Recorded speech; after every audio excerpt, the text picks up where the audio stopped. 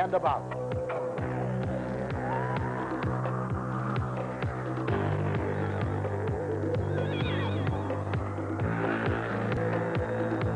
And now, here's your host, internationally known sportsman, Mark Fleming. Hi, this is Mark Fleming again with Out and About. And this week I'll be taking you sail fishing in Cozumel, Mexico. I'm Bill Bowser, and I'll be giving you information on Out and About's club giveaway. Share a spot on the tournament trail with bass fishing professional Paul Elias. Stalk white-tailed deer in South Texas with a camera. The scenic Great Smoky Mountains are explored on horseback. Plus instruction and a tournament for the smaller angler. What's new for the upcoming year in tackle at the AFMA show. And underwater macro photography techniques are demonstrated on the island of Antigua. Plus, we'll have some exciting Alaskan adventures.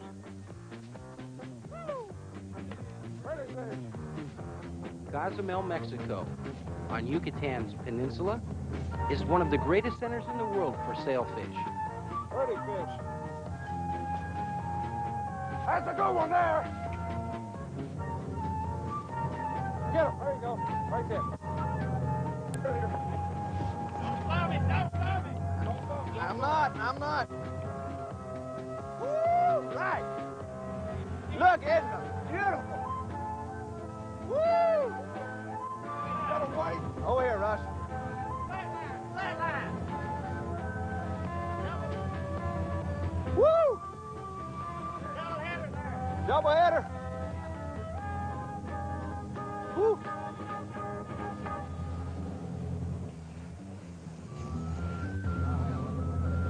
Sailfish are especially challenging, especially on light tackle. Woo! Look at that.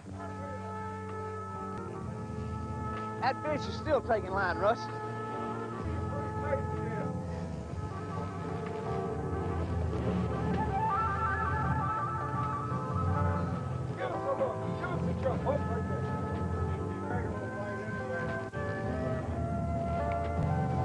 At certain times of the year, look at that. Beautiful. as many as 150 sailfish can be caught in a week's time. Woo! Oh! All right!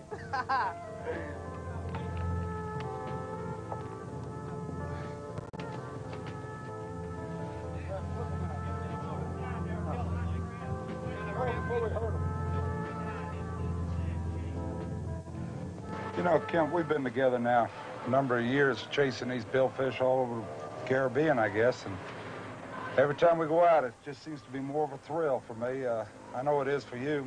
Fish from sun up, sundown a lot of times, day in, day out.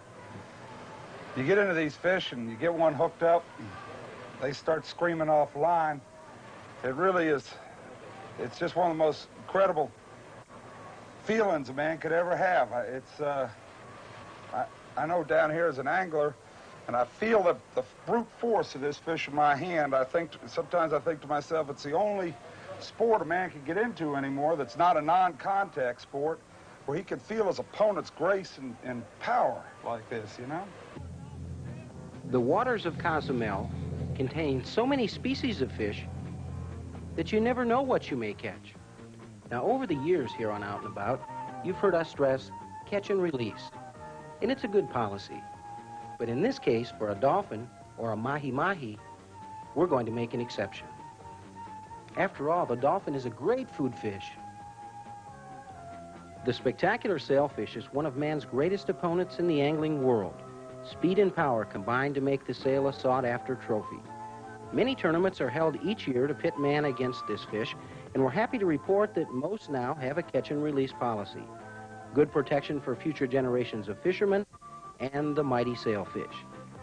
If fishing's not your interest, Cozumel offers a myriad of activities such as diving, sailing, and great nightlife. Visit Mayan ruins or just sit in the sun. Cozumel has something for everyone. And now a look at a new kind of Alaskan adventure called flight seeing. A helicopter service in Anchorage has even choreographed its popular scenic flights to music.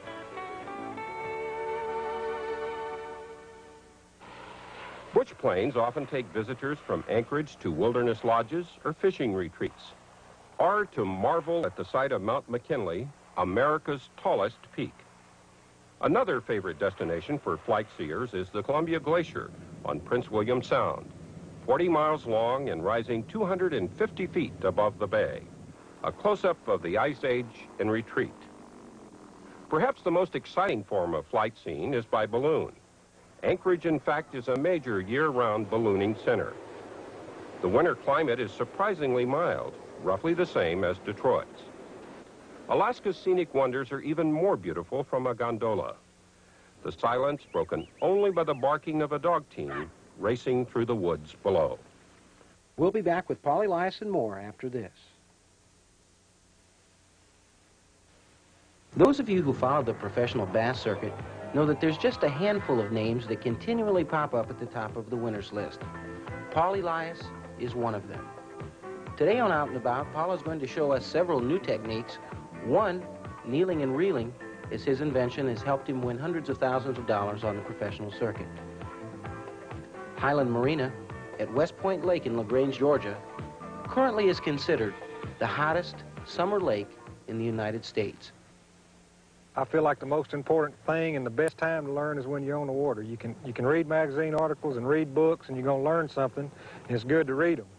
But turning around and going out on the lake and trying what you read in the article is where you're going to get the true experience. Once Paul locates a condition, an area, structure, a situation that he considers likely to hold fish, he begins his kneeling and reeling, one of the most labor-intensive systems for catching fish I've ever seen. With super long casts and an extra fast retrieve in the first 5 or 6 cranks, Paul's able to get a crankbait down much deeper than it was supposed to run. When is the best time to use this technique? I kind of play it by ear, and I use the technique when I'm crankbait fishing and my strikes are coming closer to the boat. That means that my plug's down maximum depth. So I'm going to get down and try to get that thing a little deeper and see if there's any fish down deeper, since the fish seem to be striking deeper anyway.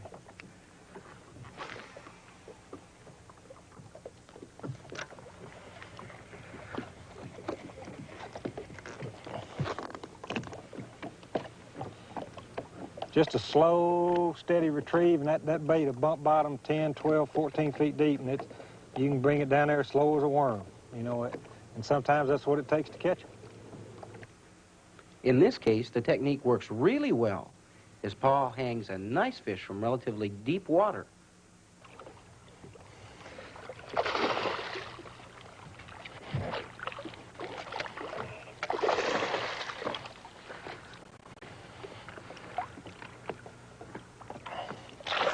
Whoa, boy. Boy, he's in a bad way to hand, ain't he?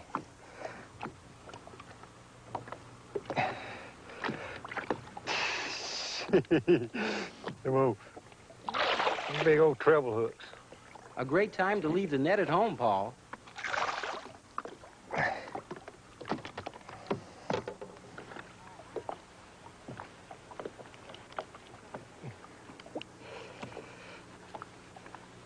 Be careful, those hooks are sharp. Well, biggin, don't you want to go back? Well, I'll tell you what, that was fun right there. That's a real nice fish, and boy, he freight trained it. Go on, baby. Go on back and tell the rest of them to come eat big ends. Trying new techniques can have surprising results for the angler, but how you put them to use may give you the edge. Mark recently saw firsthand man's effort to aid endangered species on a preserve in South Texas.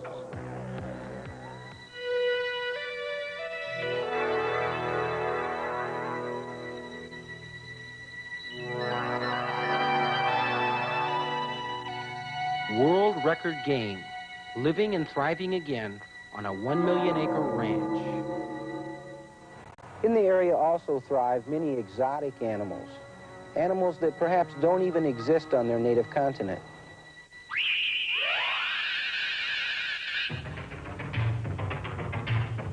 For the photographer, nothing stirs the heart quite so much as the sight of a wide rack camouflaged amongst the trees.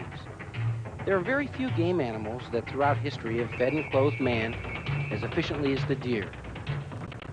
Revered for his cunning and strength, the deer maintains his proud bearing and aloofness in the face of danger. Protective of his territory, the deer's ability to evade the enemy makes him a unique challenge. With a keen sense of smell and sight, the deer is one animal that is very rarely surprised by man's invasion into his domain. Able to jump incredible heights and maintain a run for a long period of time, this noble creature is irreplaceable in the animal kingdom.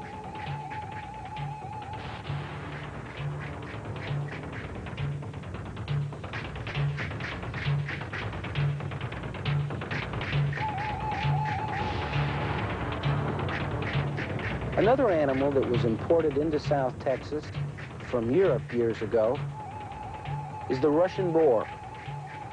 He sometimes attains a weight of 450 pounds and is probably the most respected animal in South Texas.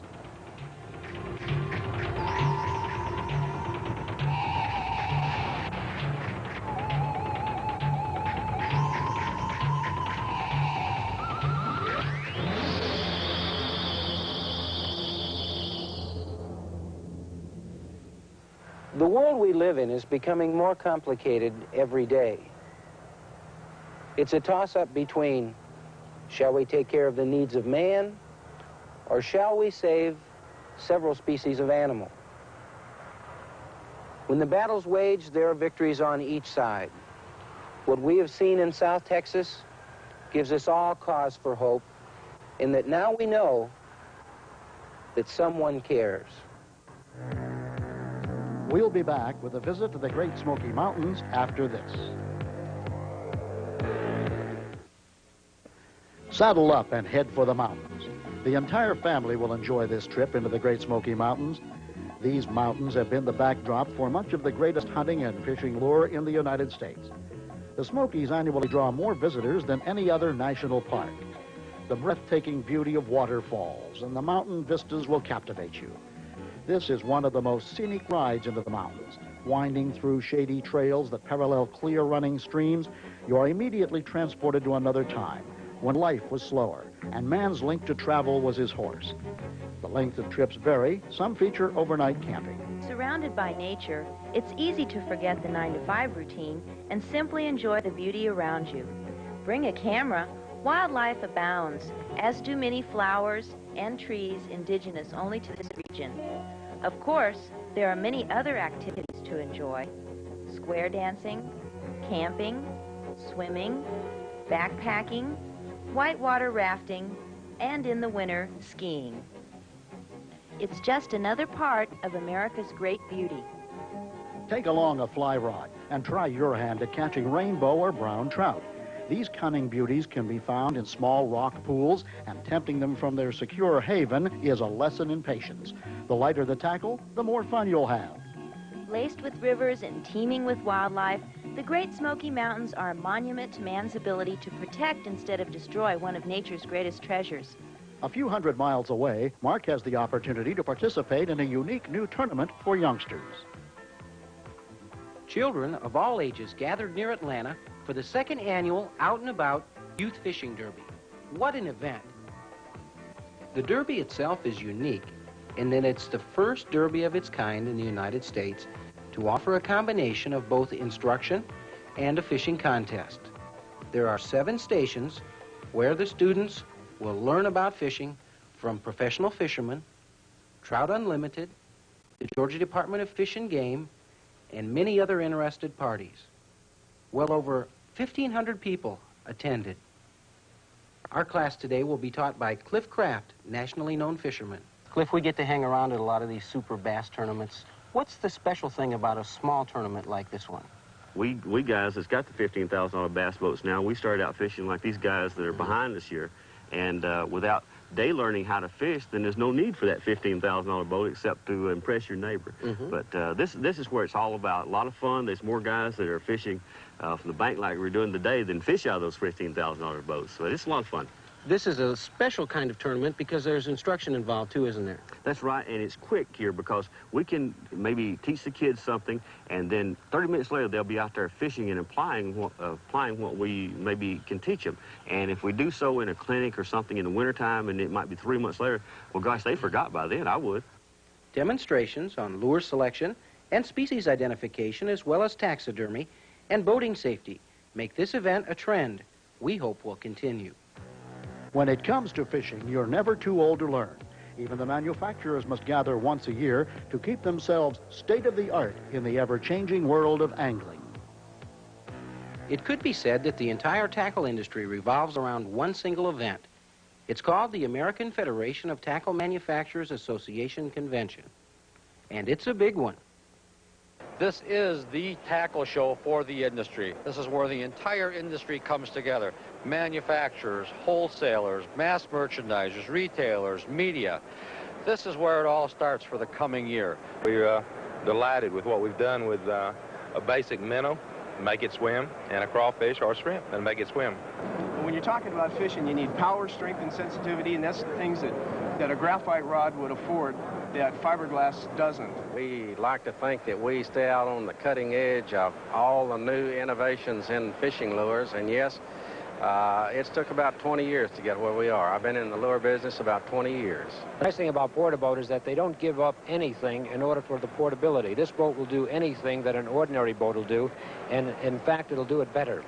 Well, Mark, as you probably know, we pioneered sport fishing sonar, and from those very beginnings where we made the breakthroughs with the first portable products, the first high-frequency, high-resolution products, the first to guarantee to show individual fish and all, we have never slowed up on innovation and pushing forward. We're always breaking through that new frontier in technology, and we must do this because we have had considerable competition.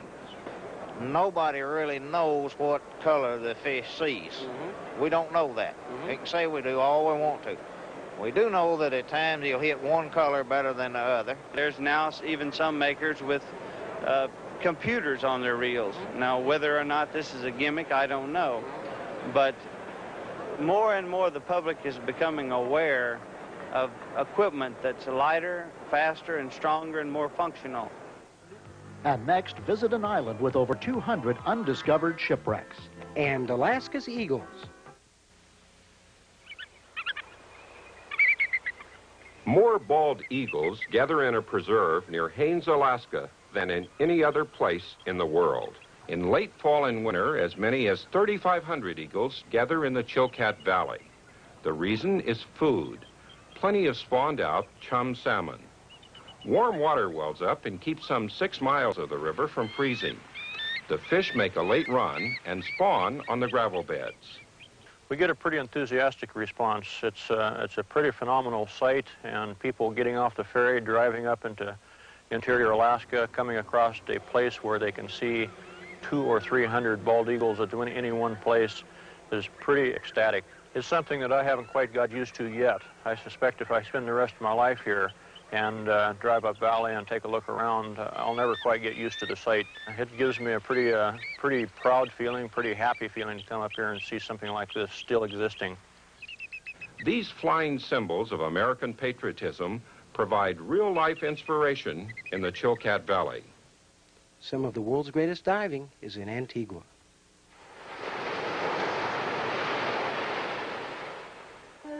Once home to the English fleet, Antigua now boasts a modern city rich in historical value. Lord Nelson of England settled here when captain of the HMS Boreas as acting commander-in-chief for the Leeward Island Station in 1786. There's something for everyone here and some of the finest diving in the world. Whether enjoying the 365 beaches at your disposal, one for every day of the year, sailing on a small boat or a pirate ship, Antigua is magnificent.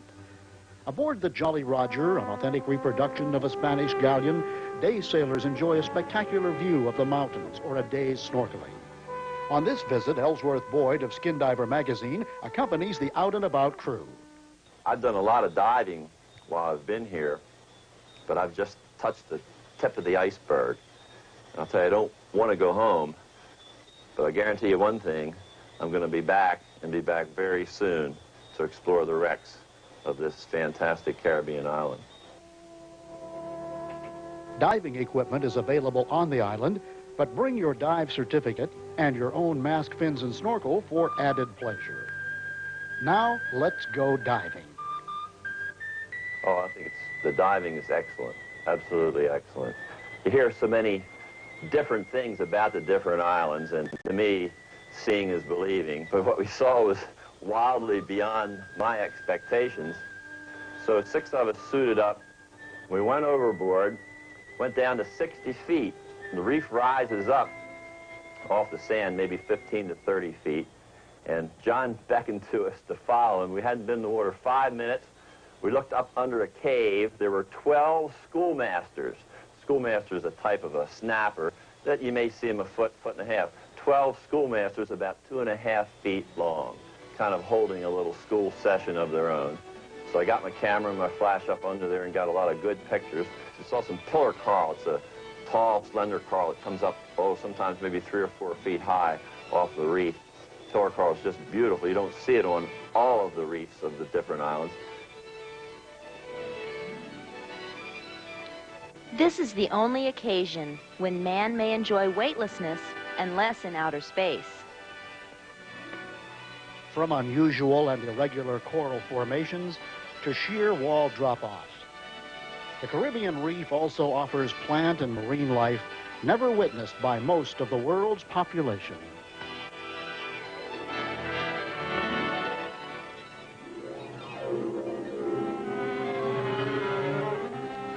This week on Out and About, you've seen many exciting activities. We bring to you the art of recreation. One of the things that man sometimes forgets is that 2/3 of his world is composed of water, the home of millions of undersea animals. Join me, Mark Fleming, week after week as we take you to places and adventures that are truly out and about.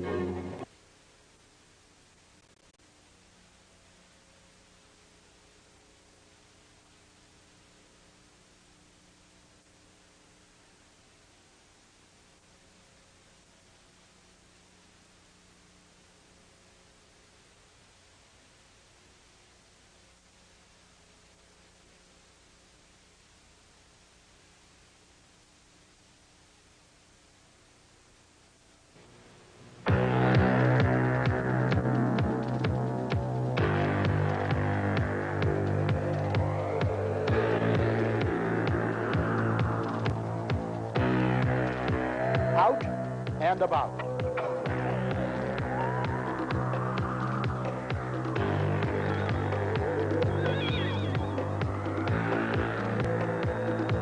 And now, here's your host, internationally known sportsman, Mark Fleming. Hi, this is Mark Fleming again with Out and About. And this week, we'll take you to fish the virgin jungle rivers of Belize. Hi, this is Sue Morgan. We'll be going to upstate New York for world record class brown trout. And you'll also have a chance to sample one of the most unique train rides in the world, from Alaska. This week, I'll be fishing with my good friend Mike Kendrick at Manatee Lodge in Belize, in Central America. We'll be after that elusive snook and the fighting tarpon. We'll try for him on fly rod, casting, and spinning tackle, and we hope we'll have a week that you'll truly enjoy. I'll tell you what, Mike, they're in this bank. Wait, hold it. Yep. Got him? He's up under the... Get him out. Get him out. He's heading for the... Okay, I got him out. I turned him. He's not moving. His drag's working all right. He's just a heavy fish. You know, we're bumping this thing off the bottom. We are just liable to, uh-oh. It is the drag, look. You know, we were bumping this thing off the bottom of those rocks at the bar mouth, and this could be, look at this thing, it's like an hole. Don't hop too much with it, that drag. I bet this is a big snapper.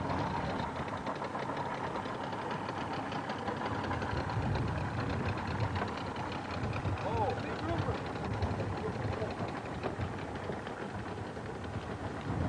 Got it? Yeah! All right. Woo! Look at that. All right, man. Woo! Oh, beautiful. A big Nassau grouper, my friends. Look at that, Mr. Tom. Look at that come out of it. Look at that. That's a little remora, Mike, that was stuck onto the side of it. Oh, okay. Now, I have to tell you, this is a really incredible catch. Can you imagine that on 20 contest line with a bad drag? My golly. Look, that drag is not that bad. That was just a heavy fish. Fantastic. Mr. John, is that a Nassau grouper? That is an incredible fish. That is a huge fish. Oh, Phil, how... All right. Woo! He's going to knock you right out of the boat. Can you imagine this catch? Mark, look what a mouth. Look at this mouth.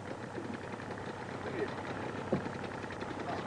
Now, there are cases of scuba divers who go out and actually dive trying to spearfish these things, and they run into these fish that are so big that it scares the divers away. Imagine that. If you look down in him, he's got crabs and shrimp and all kinds of stuff. Let's hold him up again, Mike, and let's see if we can get an idea of just exactly what size that fish is. Isn't that beautiful? Look how thick that fish is. Well, we're going to eat good tonight. This is some of the greatest eating fish in the world. Congratulations again. That's great. And we'll be right back right after we take time out for these important messages.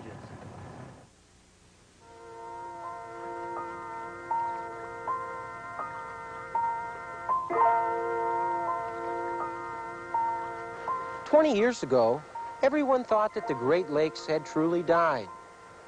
But here in upstate New York, we see that that's just not true anymore. Lake Ontario and its tributaries provide a unique opportunity to catch trophy brown trout and various species of salmon. The action can be fast and furious. We're here with John Denbeck, and John, when we talk about fishing for brown trout, probably the most elusive of all the trouts, we have to remember that during the spawning period, they're not really eating too well. So how do we go about now trying to talk somebody into eating that really isn't hungry? Okay, when they're on a spawning run, they get very aggressive. They act much like salmon instead of trout, and they become very territorial. The males are fighting over females, females driving other females off their nest. So they resent any object or living thing intruding on their space. So you exploit their territoriality, plus try to stimulate their curiosity. The presentation is everything, isn't it? Exactly. They're not going to hunt down food, so you have to put the fly at eye level or even with their lateral line and as close to them as possible. So we're sight fishing, actually? In this case, in this small stream, yeah. Because on migratory fish, you can have a section of stream that is full of fish. 50 yards away, it could be barren. And you have to make every cast count and try to put as many drifts of the fly right in front of the fish as possible.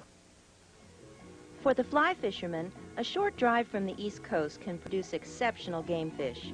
From September through April, salmon, steelhead, and brown trout take flies and lures.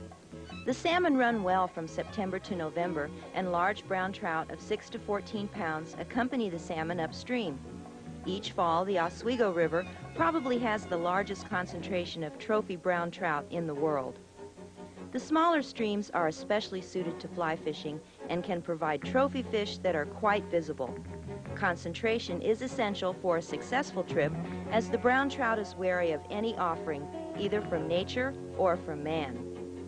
A terrific game fish, the brown trout is quite capable of racing upstream at a speed hard to match by the equipment-clad angler.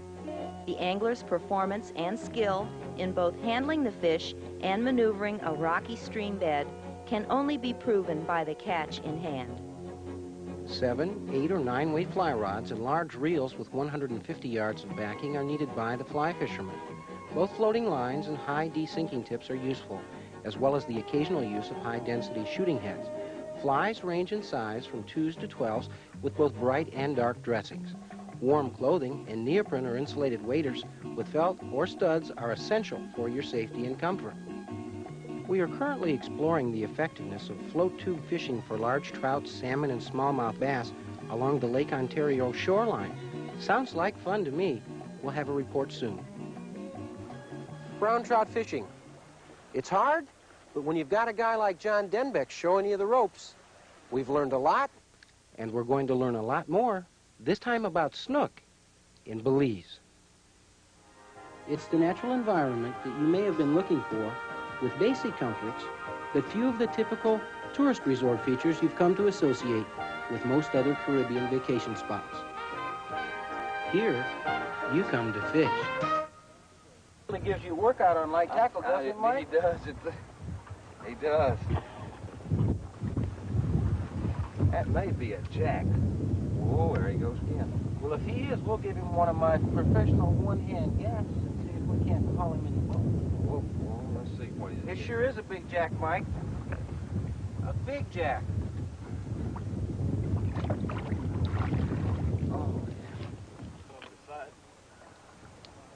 Now, put a buck house on him, cut off his side. Do what? Behind his, look behind the other side of the fish. The other side. Oh! You gonna make me catch him twice?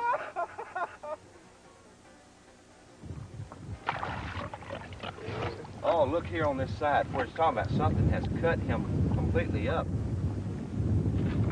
He was almost lunch for a big fish, wasn't he? I'm telling you. Well, I'll tell you, that's something when you got to catch him twice, isn't it? If you're not careful, you're going to make him catch him 3 times here. Let me turn that gaff over here. Oh, yeah. Another fine jack, gentlemen. Mr. John, would that be a shark or a barracuda or what that tore him up like that? Shark, probably. When I was bringing him in or before that? Before? Okay, gentlemen. Another fine catch here at Manatee Lodge.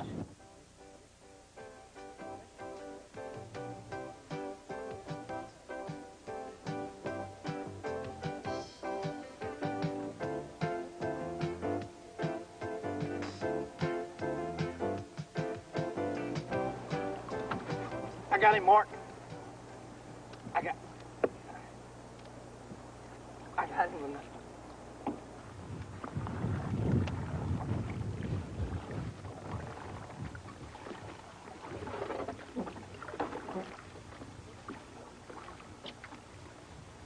For not being too big, he's sure putting up a whale of a struggle. Those are just strong fish. They're sort of like me. You know, Mike. You know, Mark, dynamite comes in small packages. That's what I've heard. Oh, how you like that? Jacks, tarpon, and we'll be back with the elusive snook right after this.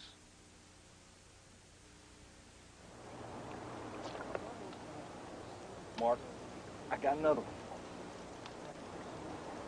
You lucky devil. Oh, me. Well, your arms ought to be tired now. This is another nice snook, Mike. Oh, he's barely hooked, too. Oh, no. Did you see? Oh, no. Did you? I told you he was barely hooked. Why didn't you put the big hook in him? Oh, that's a shame. He done a job for my leader, though. I think this might be the last time I go fishing with a rookie.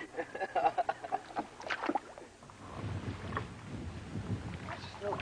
Nice snook. Big snook. Nice snook.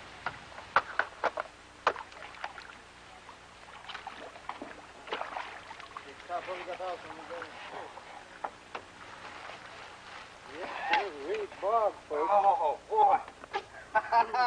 Mike, congratulations. You know, the way he jumped, I thought that was a tarpon. I did, too. Jumped just like a big tarpon. You know, we've been picking up big snook along this bank all week long. And they move off, and we lose them. And it seems that at certain times of the day, they like to hang in under this undercut bank. And no matter what lure we've been throwing, it's got to be a lure that's been, woo, yes, sir. It's got to be a lure that sinks down and can get under that undercut for him to get it. Fine-looking snook, Mike. Well, that snook fooled me, because I thought that was a tarpon when he first came up over there. Isn't that a beautiful fish? He's lovely. That is a beautiful, beautiful fish. Let's let him go again and come back another day. Ah, let go of my finger. Uh-huh. Now, over the course of the years and over the course Oh, of he's tired. Look at him. Yeah. There he goes. When releasing fish, always try to gaff them in a non-vital area. Oh, no, not again. Mark, that's, what, 3 fish in a row, like doing me that way. You have to understand, I've paid these fish off. Look at that leader. Now, you talk, look at that. Now, that leader is scarred for 6 inches, solid 6 inches. That means that hook had to be in his mouth at least 3 or 4 inches, and they still come off. What we need to do is tie this gaff on the end of your line. Here, let me have it. I'll do it. I'm going to have to retie again now.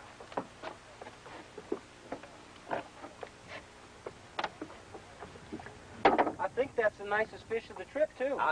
That one felt nicer than any of them. You know, I'm still trying to top your 22? About 22 pounds. 22-pound snook from the other day.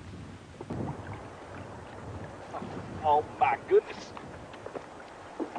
You lucky dog. You got another strike? This area. You must be doing something right.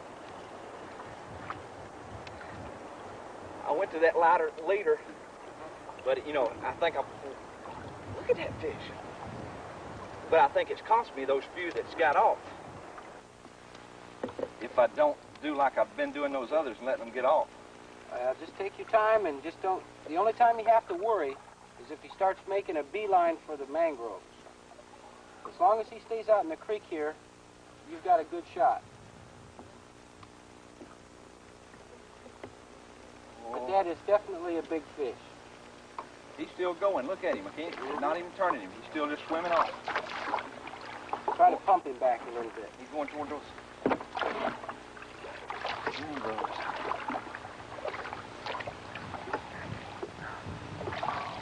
Have you ever seen any fishing like this, Mike, anywhere in the world? Not anywhere. This is absolutely phenomenal.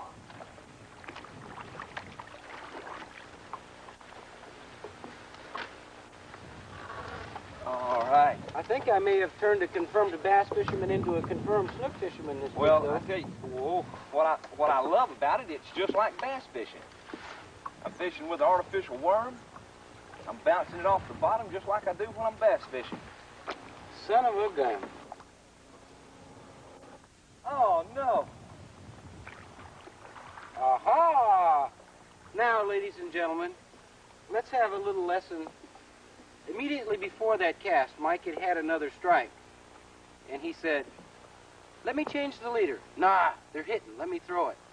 And as you can see, that has frayed off right at the lure. And I think, Mr. Kendrick, you've learned your lesson. My $20 fish. Well, this sure has been an enjoyable trip. Oh, the entire trip has. Every day we've been into some fish. Yeah, uh-huh. A nice one.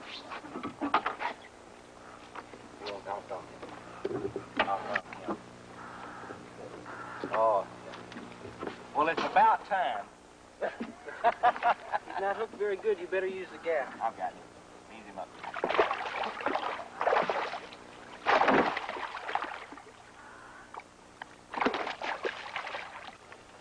Now, did I say? I believe in catch and release. Go ahead. But I like to look at him first. I'm sorry, my friend. I didn't want you to. I've been desperately trying for you not to get one today, so I accomplished what I meant to do. All in the interest of good sportsmanship. All in the interest of good sportsmanship.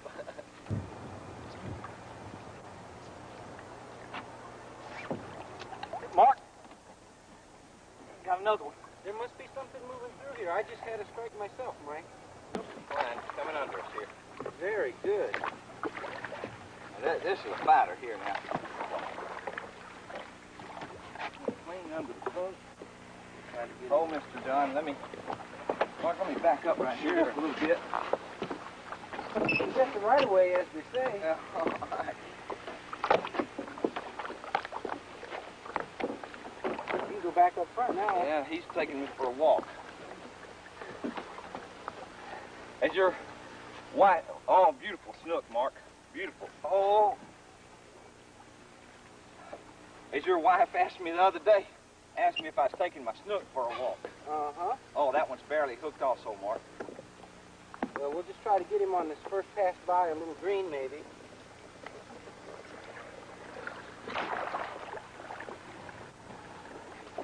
All right. How is that? I love it. That sure was a lucky gaff, wasn't it? I had him hooked in the gills.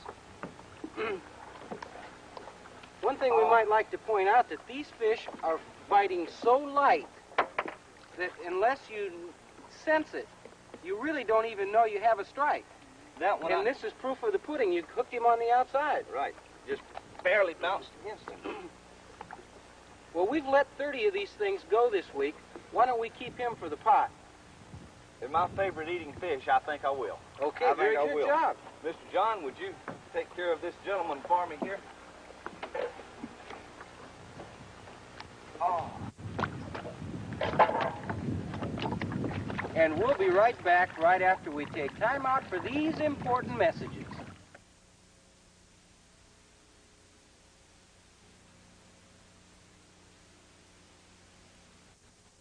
You know, Americans have always loved our railroads, and it's no different here in Alaska. You see, Alaska has one of the most unique railway systems in the world. The wilderness is what Alaska is all about. People come here from all over the world to view images which will last a lifetime, including Mount McKinley. Thanks to the Alaska Railroad, there's a comfortable way to share the wilderness experience. From a dome car, visitors can drink in Alaska's scenic wonders.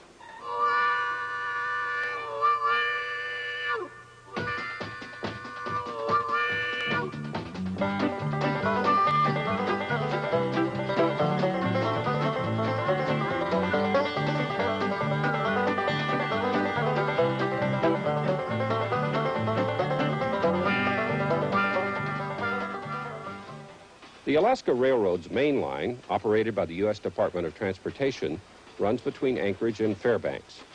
Diesel locomotives cover the 360 miles in less than 8 hours, unless there are moose on the tracks. But on the local run, there are many flag stops to move fishing or hunting gear, bring groceries, carry mail. One flag stop is right beside a fishing hole. We came up here on our honeymoon, and it just seemed, Alaska seemed like such an exciting place to go. Really a romantic wilderness. It's just been lovely coming up here. And it's kind of like a boat, only much nicer. I like the way it rolls.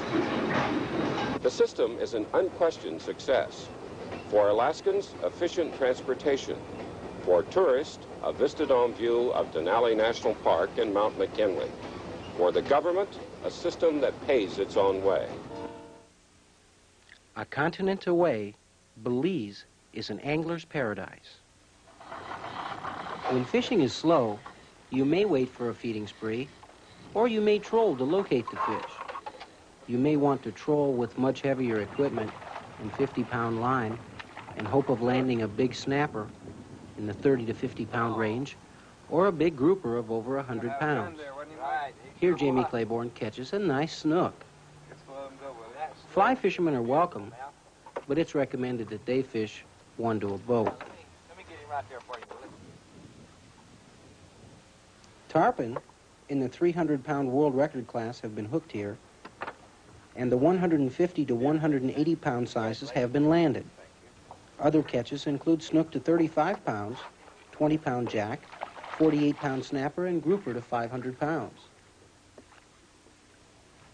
Formerly British Honduras, Belize belongs to that group of newly independent colonial nations that have escaped the rampant commercialism and resort development so common to the Caribbean area and Mexico during the past decade. Belize is so untouched that you still can catch some pretty spectacular species of fish here as well. Don't hoss him too much with it. That drag's slipping a little bit. I bet this is a big snapper or a big I don't grouper. think it's a snooper. I mean a snooper. A snooper. And so, if you're looking for tarpon, snook, jack, snapper, or even a snooper, Manatee Lodge may be the place for you. And for now, this is your host, Mark Fleming, saying see you next time on Out and About.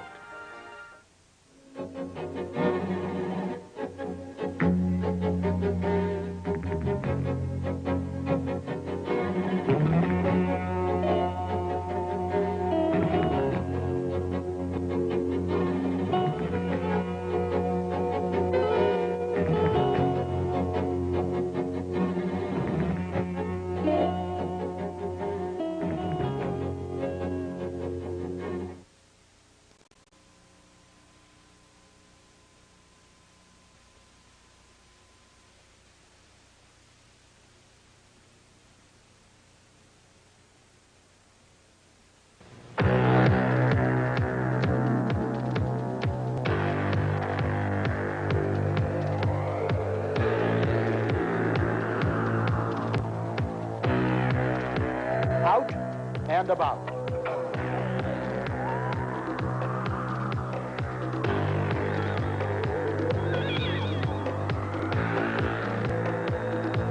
And now, here's your host, internationally known sportsman, Mark Fleming. Hi, this is Mark Fleming again with Out and About. And this week, you'll have an opportunity to see one of America's true legends, the Alaskan bush pilot. Hi, this is Sue Morgan, and this week we'll be taking you marlin fishing with world-famous Captain Billy Black at Walker's Key in the Bahamas. You'll also have an opportunity to see Alaska's Fur Rendezvous. It's a yearly extravaganza, and you'll have a ringside seat for all the games. Also, we'll discover the world of record-class snook on a fly rod in the jungles of Belize. You know, there are many different kinds of transportation here in Alaska, like the ship you see behind us. The local folks use it almost as frequently as we would use a bus. Probably the most legendary are the bush pilots. Great distances and rugged terrain are the rule in Alaska.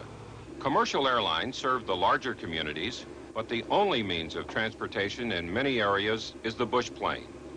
These light aircraft are as common in Alaska as taxicabs in New York, hauling everything from sightseers to construction supplies. I can't tell you what all 21 of our planes did yesterday, but I can tell you what one did. It started off early in the morning going to Prince Rupert, Canada to bring 26, part of a group of 26 travel agents to Ketchikan. Then it flew some tourists off the Vietnam. We took them back to Misty Fjords National Monument. Then it took people over to one of the native villages, Klawak, families and groceries and parts.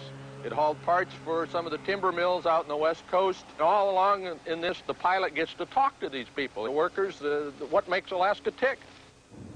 Today's air charter operator is a far cry from the grizzled bush pilot of popular lore. Pilots like Nora Lee Murphy combine business and managerial skills with expertise in the cockpit. For those who make their home in the Alaskan wilderness, the bush pilot is essential to survival, and the pilots take the job seriously. What do visitors want to see most in Alaska? The glaciers and mountains. Within its borders, Alaska has more than half the world's glaciers. Perhaps the best known is the Columbia Glacier, as high as a 25-story building. From a bush plane, the view inspires new wonder for nature's creations. And we'll be back with marlin fishing from Walker's Key in the Bahamas after this. Oh, there are a lot of people who drag lures trying to catch blue marlin, but there's only one Captain Billy Black, and we're lucky enough to fish with him this week on Out and About. Everybody says, Billy, you don't get excited when you're fishing. Why not? That's what it's all about, you know, really. I loved it. It was great. Every time you see one that makes up for the 40 hours or 50 hours you put in trolling to get to see a blue marlin, which, you know, that sounds rare, but that's not bad, you know. 40 hours to catch one, we'll see one about every 20, 25 hours. But we did good. We were out an hour and a half and had him on yesterday. Surprises the heck out of you when it happens early in the day, doesn't it? Yeah, that's great, you know. But then you feel, well, I hope it's not all my luck, you know, like it was yesterday. Blue marlin. These are real oceanic heavyweights. Fish so powerful and majestic, it took a writer like Hemingway to immortalize their prowess in The Old Man and the Sea.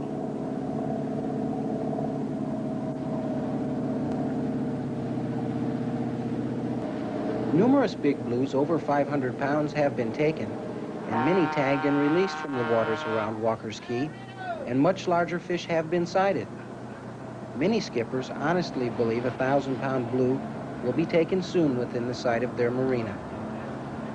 Thanks to unusual topography, blue marlin fishing begins within 10 minutes of leaving the dock. That's due to the steep drop-offs close where the protective reef platform plummets away.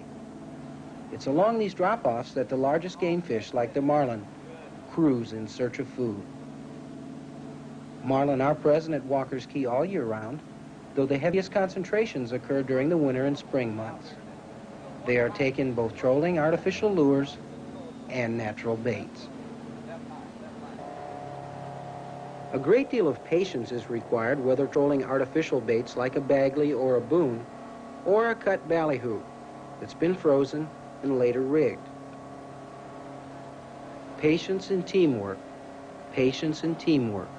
That's what's important in marlin fishing. But when it happens, all heck breaks loose. The excitement is real. And it's infectious. Oh, these weed rips there, we just came over with. See the color change in the water right here? Now this is the kind of water we're looking for when you're marlin fishing. You want an edge. Anything made up like that edge there. You see a dark green water on the backside. Hey, left rigger! Left rigger! Ready, hit him! Hit him! Hit him! All right! There! Is he there? Yeah, you got him! All right, let's get down to it now. Find in line, Jack, find in line. You don't go slack. Go back, man. No, it ain't no jumping. Let's see a blue marlin.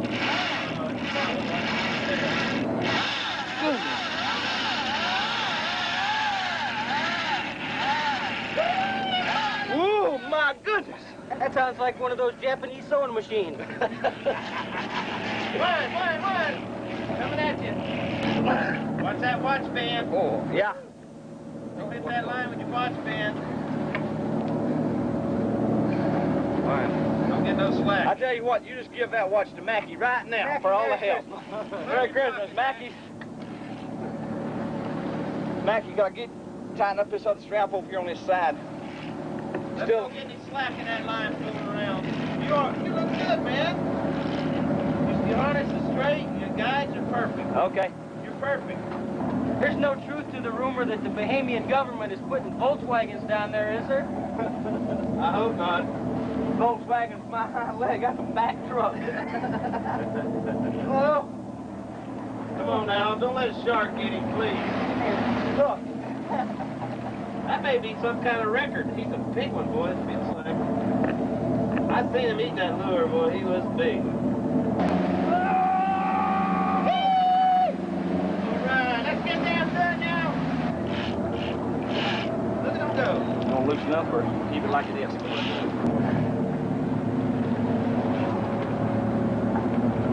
Get that big gap ready, Mac. Oh, it'll be a while, I'm afraid. It ain't far away now.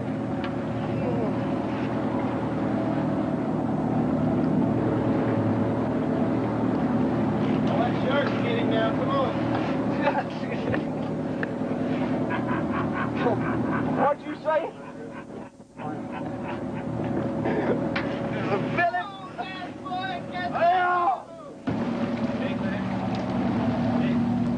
Oh, don't believe it! Right at the boat! You got off? Oh! Right at the boat! Right at the boat!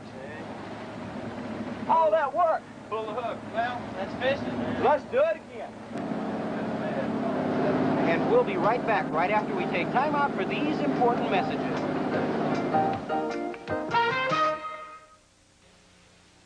How long have you been fishing out of Walker's, Bill? It'll be 8 years come January. Quite a while. It's a long time at one place. Yeah, well, it's good fishing, and that's what keeps us around, you know. Well, quick to get in and out. Not a big job getting in and out to the fishing ground. Not a lot of running time, and you know, we get a lot of time fishing. And Plus, really good fishing. And the facility's excellent as well, isn't it? Yeah, I think so. It's one of the best.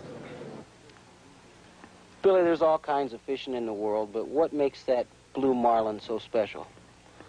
Well, the way he gets on his tail, I guess, just takes off and does his thing. Just excites anybody that's in the cockpit. They're gonna get excited when they see a marlin break the water and start boogieing. Are there special techniques?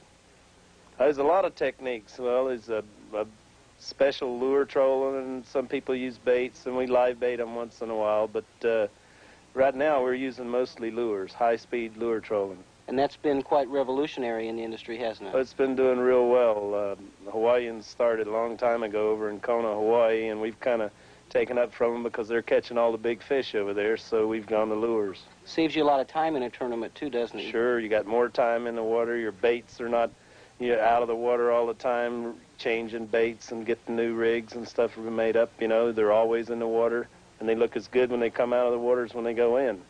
Let me ask you a question. Does it really make a difference whether you have a novice fisherman? Well, no, not if you'll listen to what you got to say. If you teach a man how to hold a rod and the right technique, which most fishermen know, keep a tight line all the time, it's no real big problem. It's more teamwork, isn't it? It's teamwork. Everybody work together and feel good about it and have a good time doing it at the same time. My right arm. He's a little closer. Tight, nice, tight. He's a big one. That's not just an excuse in case you let this one off, is it? That's good. That's good now. Yeah, looking good now, Mike. This is nicer fish than that one this morning.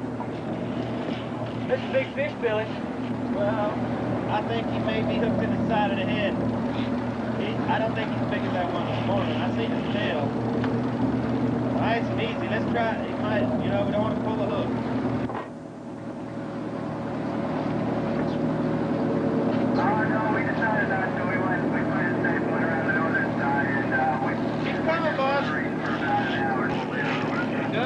Looking good. Now you're working him. Now you're working him. Move that rod in the right rigger there, Mac. Turn it around. I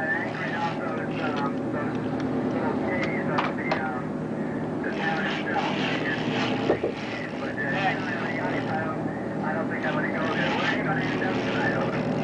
Cheers.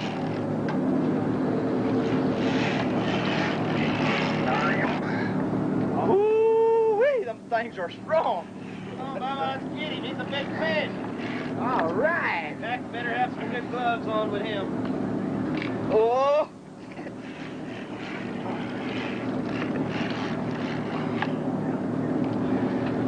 Short and sweet, short and sweet.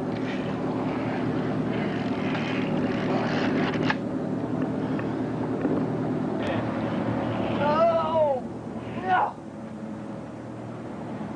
Got your teeth like fixed. bass fishing, man. He hit that worm. Get the net, Mark. I seen it down. Oh.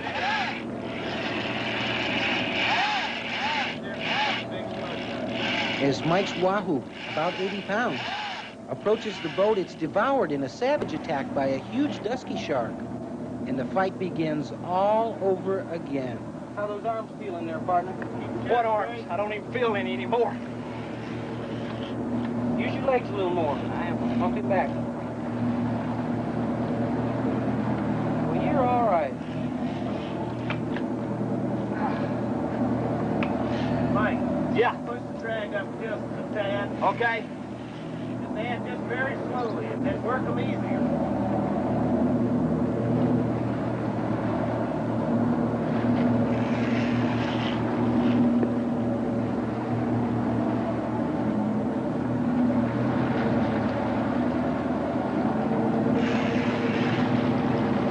He's getting close now. Here, man.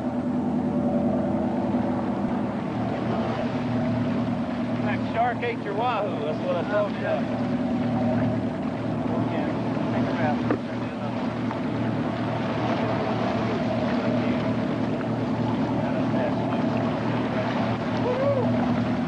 Shark ate that wahoo for you.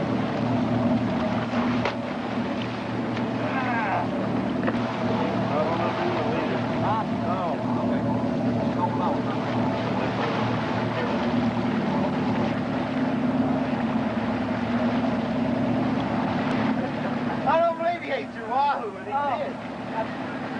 What, twice today we've lost fish because of sharks. Yep. Yeah.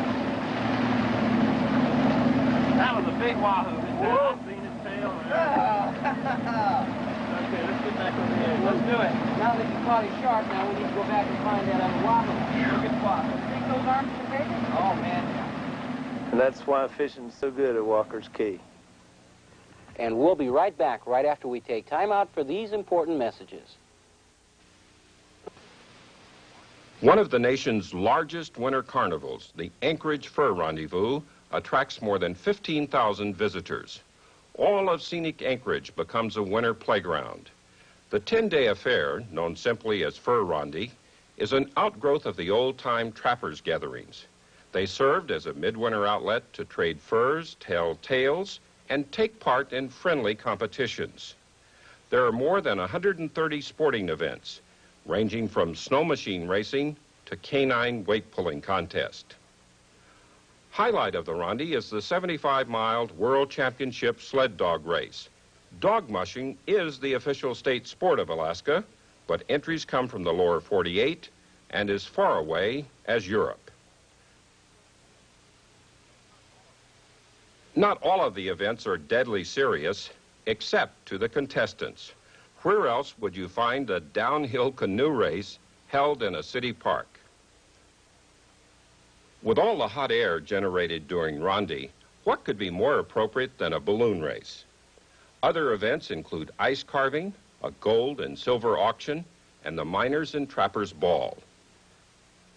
Visitors can try their hands at traditional Eskimo sports, such as the blanket toss.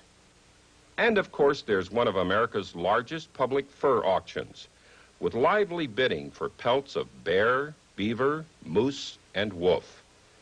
It's a far cry from the old trappers' gathering, but one thing is unchanged: the spirit of fellowship and fun that makes the Anchorage Fur Rendezvous uniquely Alaskan. And a sport that's uniquely Caribbean is fly fishing for snook. One of the most exciting forms of fishing is fly fishing. It doesn't take much to become a magic wand devotee. And here Mike Kendrick gets a chance to catch his first snook on a fly rod. Well, Mr. John, up home, a lot of the fishermen that I fish with up there, mostly the bass fishermen, tell them about the fishing down here, and they don't believe that you can land and fight a tarpon or the large snook with a fly rod as effectively as you can with conventional tackle. But what I've found is with the fly rod, the length of the rod, you can actually fight a fish. Let the rod, hold the rod tight, hold it up high and let the rod actually do the fighting for you. And you can wear a larger fish down quicker with a fly rod than you can with conventional tackle. Saltwater fly fishing is a little different than your freshwater variety. You see, the rods are longer, and you do have a larger reel capacity. On your reel, you use about 180 yards worth of Dacron backing, and this gives you the chance, if a fish really decides to run, to play him for the distance that it will take to land him. In some kinds of saltwater fishing, especially fly rodding, on the flats or in other clear areas, many times it's necessary to make long, delicate, accurate casts. Fishing the mangroves for snook does not require long casts, but they must be accurate. Once you start saltwater fly rodding, it may take you a few trips to learn what you're doing, but when you do, you'll be hooked.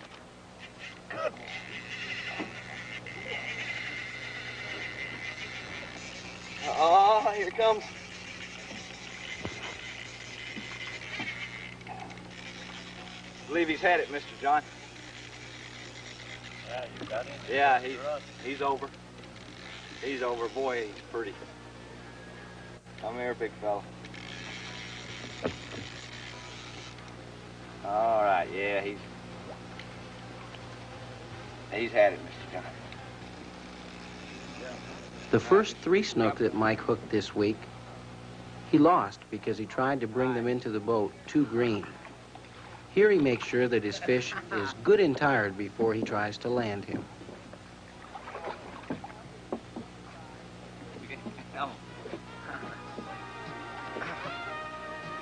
Oh, that's beautiful.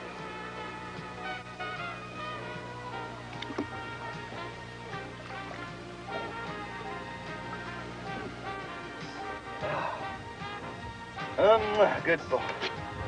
Oh, isn't he beautiful? Look at that. Oh, he is tired. He is really tired. Look at him. Ah, beautiful fish. Beautiful. Manatee Lodge is located on an estuary system that encompasses hundreds of thousands of miles. It's the main breeding area for the second largest Great Barrier Reef in the world. All species of fish are plentiful. September and October seems to be the best time of the year for the huge snook. They seem to take topwater plugs a lot easier in September and October, although they will hit a topwater plug all year round. Patience is the key when fly rodding for snook. Cast after cast. But the snook that are caught at Manatee Lodge average much larger than the ones that are caught in the United States in the South Florida area, and they're more plentiful. Tarpon are caught all year round as well, averaging in the 60 to 80 pound range. But one thing that seems to be kind of curious, and that is that when the big snook are being caught, the tarpon are not around. January, February, and March seem to be the best month for tarpon, and the smaller snook are there also. Snapper, grouper, and other species of fish are also caught plugging the banks. But snook is the main attraction.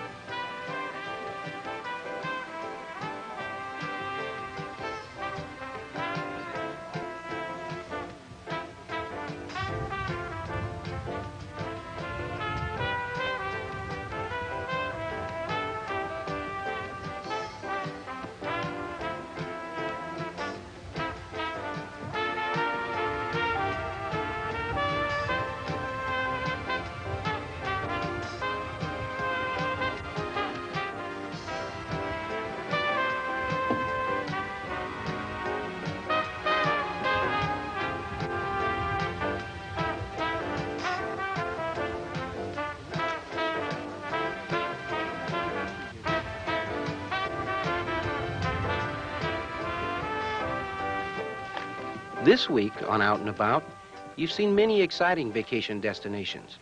Join me, Mark Fleming, week after week as we take you to places and adventures that are truly out and about.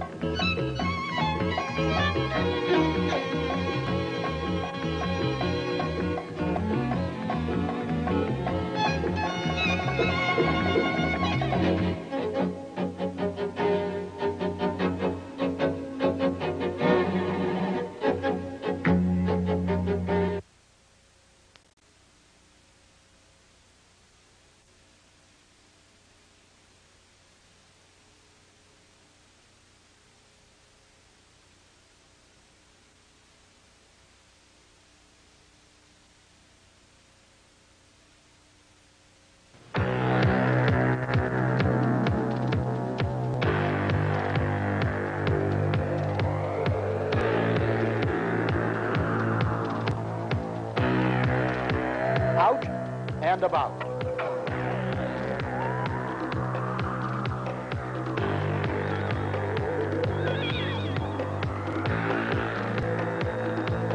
And now, here's your host, internationally known sportsman, Mark Fleming.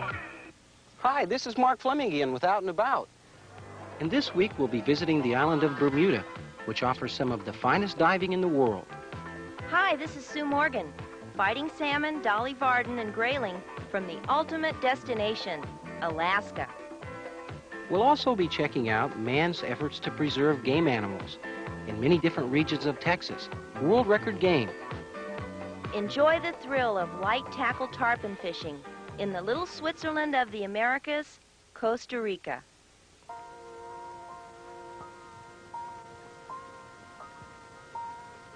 Bermuda, a tropical paradise of over 140 islands in the Atlantic, where water sports may be enjoyed all year round. The 7 large and 130 small islands total only about 20 square miles, so you'll have ample time to discover all the wonders of this magical island. The turquoise blue waters and pink sand beaches are the main attraction here, although even windsurfing can be enjoyed by the novice after instruction by one of the many professionals, such as Hugh Watlington, Bermuda's Olympic contender. The 7 golf courses all have exquisite scenery and oceanside fairways, ranging from the gentle 9-hole ocean view to the challenging mid-ocean club, ranked among the world's top layouts.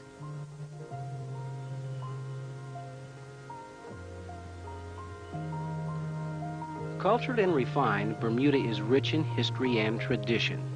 Relax in an old-world atmosphere with modern conveniences.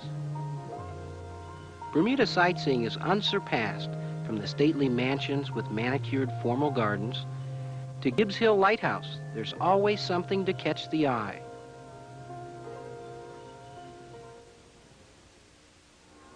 St. George, the first capital of Bermuda, still retains the flavor of the 1600s. Picturesque streets are lined with antique shops, museums, and restaurants.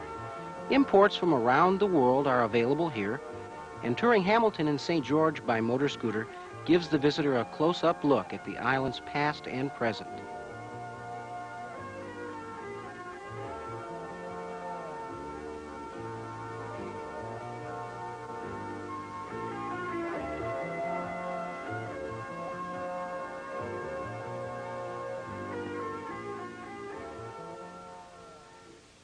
The rocky base of the islands also hold enchantment. The crystal caves, a popular tourist attraction, are dotted with stalagmites and stalactites. The floors contain pools of crystal clear salt water. Once home to pirates, the azure waters still hold much of their treasure. The ocean surrounding Bermuda is ideal for diving. There is even an underwater wreck museum with over 350 ships, some centuries old, scattered over the island's coral reefs. With 4 licensed scuba diving operations currently offering resort courses to the first-time diver, Bermuda gives the novice the chance to explore spectacular underwater scenery. Equipment is available on the island, but it's always a good idea to bring your own mask, fin, and snorkel for added enjoyment. Most of the dives are indeed shallow water dives as well.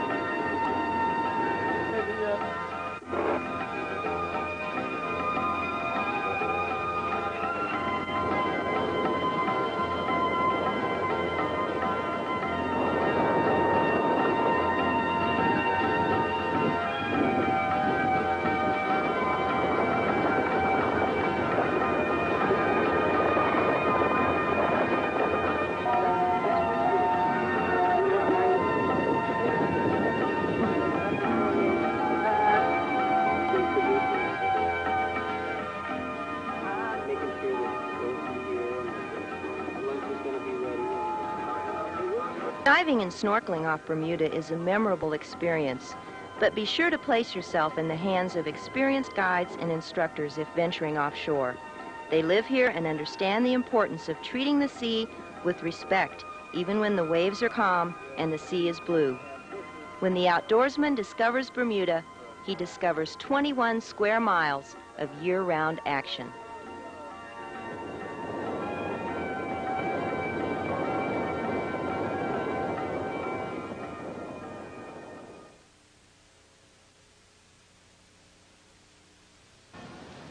Ketchikan has quite a history. It's been known as the salmon capital of the world, and right now it's the commercial fishing capital of Alaska. It also has become a great tourist capital, and it's the gateway for many kinds of fishing and camping expeditions. Ketchikan is the closest and most economical destination in Alaska. Air travel is the common form of transportation. Pilots fly to many remote regions daily. To most Alaskans, a flight on a float plane is as typical as a New Yorker taking the subway. Rivers, coves, lakes, and glaciers are made accessible through the pilot's skill. Stops can be easily made for accommodating the fishermen, where grayling and trout can be found in abundance. Grayling is a rare fish not found in many Alaskan waters, but on this occasion, Mike Costello caught 11 on 11 casts. When hungry, the grayling will strike almost any pattern. And, as with any rarity, these fish should be released after the catch. Some remote lakes hold only Dolly Varden, others rainbow trout.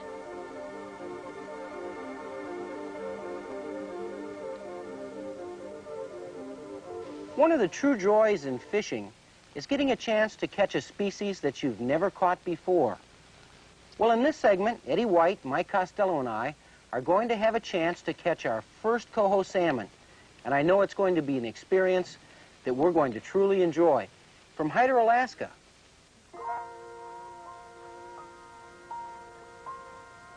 The sister cities of Hyder, Alaska and Stewart, British Columbia are on the spur of the Cassiar Highway at the head of the Portland Canal, a narrow saltwater fjord approximately 90 miles long. This forms a natural boundary between Alaska and Canada. Stewart has a deep harbor and boasts of being Canada's most northerly ice-free port. Fish Creek up the Salmon River Road from Hyder is a fall spawning ground for some of the world's largest salmon. Nothing can compare with the fishing action available in this region. Surrounded by mountains, the glacial waters are home to various species of fish. Catching the trophy of a lifetime is more than possible here, standing in the shallows and casting out to deeper waters. The salmon is the king of the waterways, and its physical exploits are legendary. This is one of the most sought-after game fish, strong and fast. The fight is characterized by long bullish runs made stronger in the swift glacial current. Many different types of tackle may be utilized, including casting, spinning, or fly rod.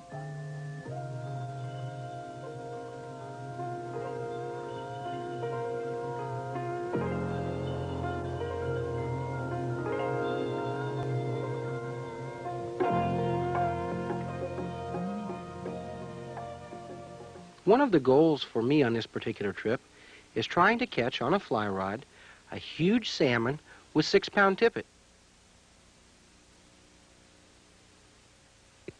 For the dedicated fly fisherman, Alaska is a dream come true. Presentation is everything in catching the Dolly Varden, another great sport fish.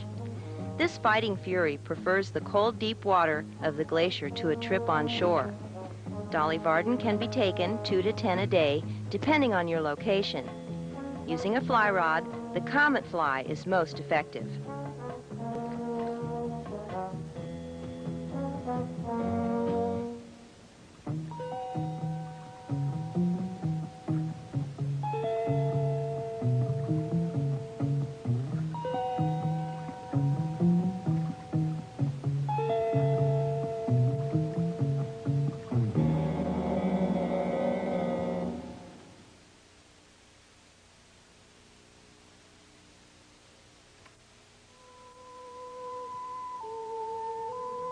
For the novice, nothing is more thrilling than a salmon on a spinning rod. Because lures are effective, tipped with salmon eggs, the first-time angler is ensured a success.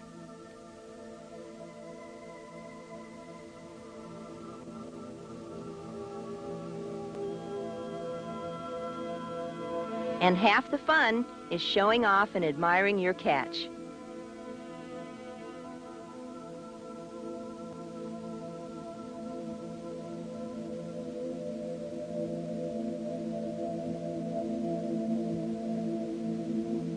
But the real test is the mighty coho salmon on a fly rod. Execution of the catch and landing on a 6-pound tippet is a very delicate matter, requiring deftness of touch and steady control of the fish at all times. The swift current and rocky bottom conspire against the angler to give the fish a fighting chance. Records have been made and broken in Alaska.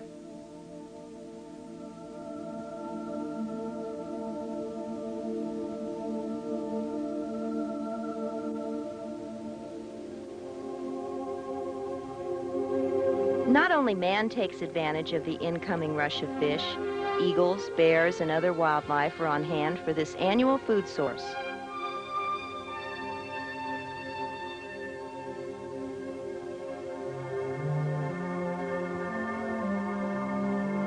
Dave Stevens of Hyder, Alaska, is the leading authority in this area. Under his direction, Mike Costello is using a fly rod in an attempt to excite the salmon into feeding. Patience in casting and placement of the fly is all important in achieving that trophy.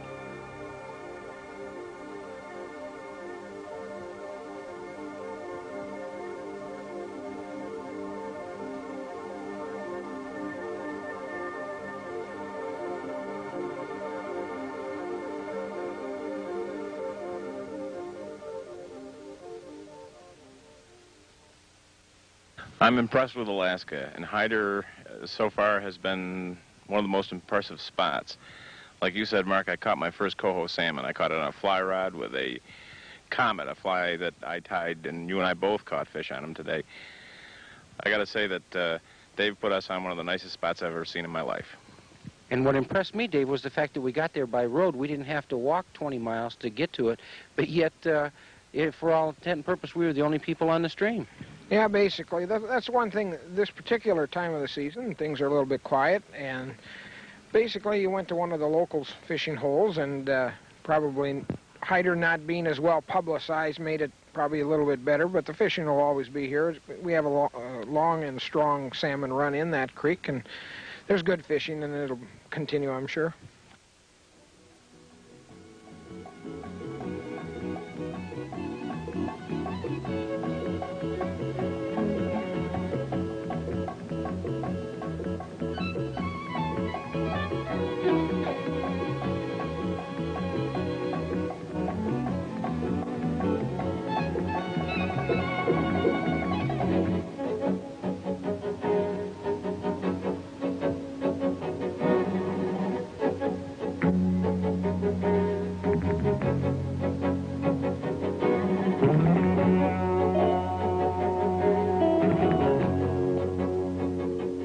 Salmon fishing in freshwater can reward those willing to reach the remote lakes and streams. The Hyder-Stewart area is unsurpassed in fishing action and accessibility. Enjoy fishing relatively unfished areas with little or no competition. And return home with the fish story of a lifetime. The Hyder-Stewart area is accessible by land, sea, or air, and this will be the first season where expeditions of this kind will be commonplace.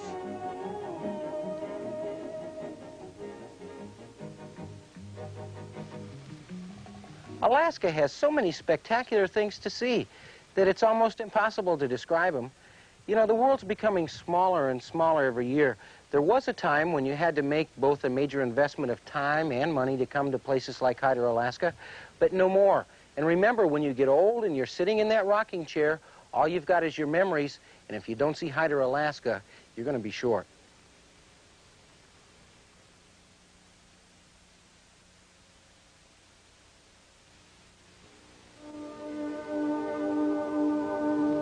The size of West Virginia, Costa Rica offers green mountains, unspoiled seacoasts on both the Caribbean Sea and the Pacific Ocean, and a year-round temperature of 72 degrees in the highlands.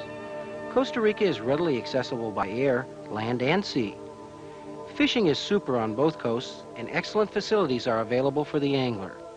The rivers and bar mouths of Costa Rica reign supreme as home to the mighty tarpon.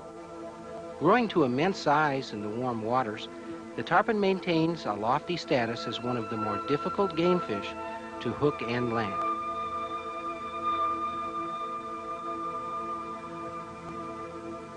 Once a major seaport, this region's economy was once based on the logging of hardwood, such as mahogany.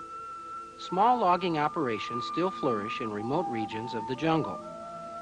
Relying on the river as a link to the outside for fuel and supplies, the loggers still do much of the work by hand.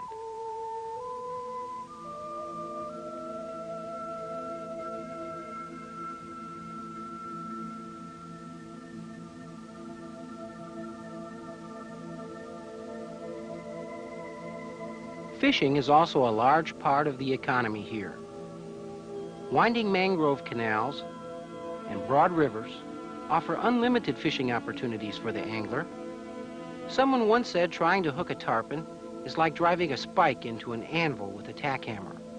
This is particularly true for the light tackle angler.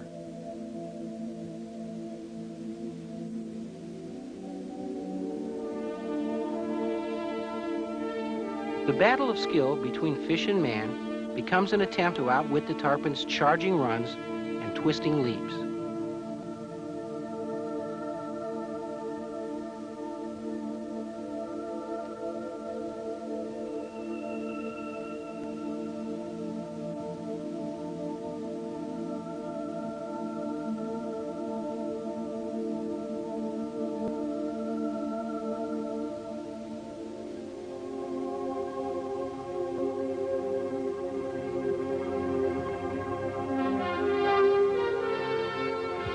The jungle heat is difficult to contend with, especially when the fight is 4.5 hours long.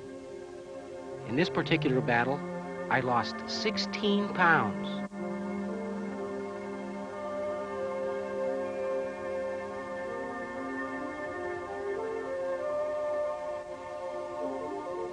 With 12-pound tests spooled on the reel, perhaps I was a little bit overmatched.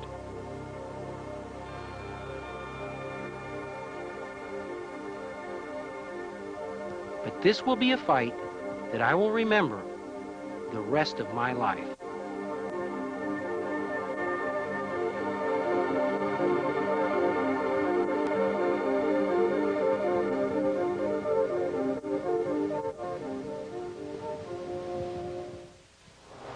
The lucky folks who actually do get to help hunt with Texas Hunting Services are really a selected few.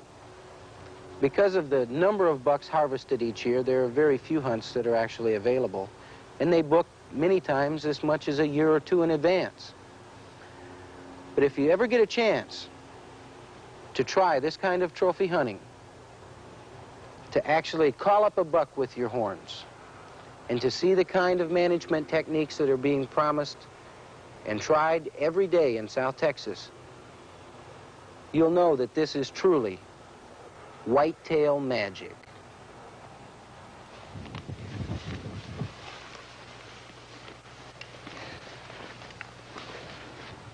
Bobby, this is a beautiful trophy buck in 2 or 3 years. I wonder what caused its death. It doesn't look like it's more than maybe 3 years old. Imagine what it'd be another 2 or 3 years. Hey, Jim, what you have in most of these ranches, you know, there's not that much hunting pressure. A deer like this, I feel like it probably only been, taken probably in the spring of the year or, early fall by either mountain lions, coyotes, maybe something like that. You got a tremendous predation problem in this country. There's definitely no hunting pressure. To most hunters, this would definitely be a trophy in itself. I think there's a lot of whitetail hunters that probably have never seen a buck in this class and probably have never had an opportunity to shoot one. This is a problem, though, in a lot of country, even in South Texas and in all of America, is although this is a young deer with tremendous potential and 99% of whitetail habitat and country in America today, this buck would never have had the opportunity to reach 3 years, much less the 6 years it's going to take to produce the really record class head. most deer in over hunted areas of the United States today are killed, by the time they're a year and a half old. They never would have gotten to even this potential. Jim, I don't think that if a guy is serious about killing a real trophy class whitetail deer, and I'm talking about a buck from 150 to 160, I'm not talking about naturally a Boone and Crockett, but a trophy class deer. It wasn't too long ago that 150 minimums made the Boone and Crockett. I don't think that there's any area in the United States or even North America that has the potential of producing a amount of quality 150 to 160 class whitetail deer than this area of South Texas today. Robbie, of all the species there are in the United States to hunt, what makes the whitetail such a special animal? Jim, the thing that makes whitetail deer so special, I think, to so many people in America today is that, first of all, they're familiar with it because, it's right in the backyard of just about 75% of North Americans, today. The other thing is it's, such a wary animal. It's the unpredictability of the animal that makes him such a great game animal. You can go in people's homes that have collected all the species in the world, and if they don't have a great whitetail on the wall, first thing a guy comes in doesn't know anything about says, well, those are real nice trophies, but you got a good whitetail?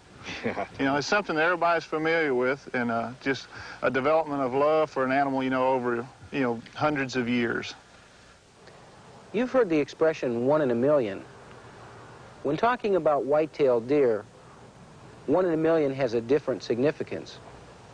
You see, it really is only 1 in 1 million that become true trophies.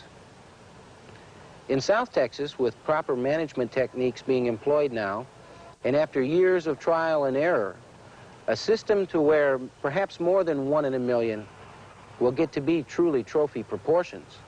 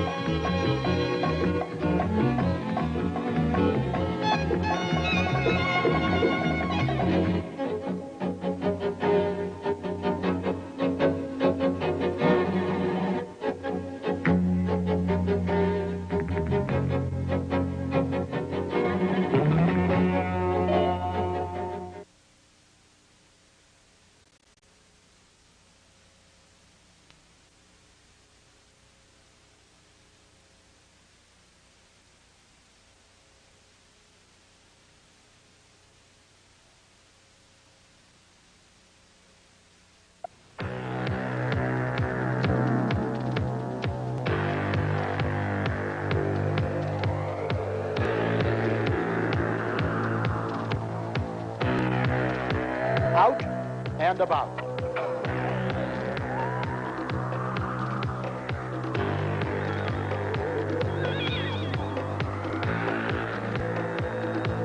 And now, here's your host, internationally known sportsman, Mark Fleming. Hi, this is Mark Fleming again with Out and About. And this week, we're going to take you to Orlando, Florida for the first ever SeaWorld Fishing Exposition. Hi, this is Sue Morgan. Visit the great state of Alaska and enjoy the excitement of the Indian Olympics, modern-day games combining old world culture and keen competition.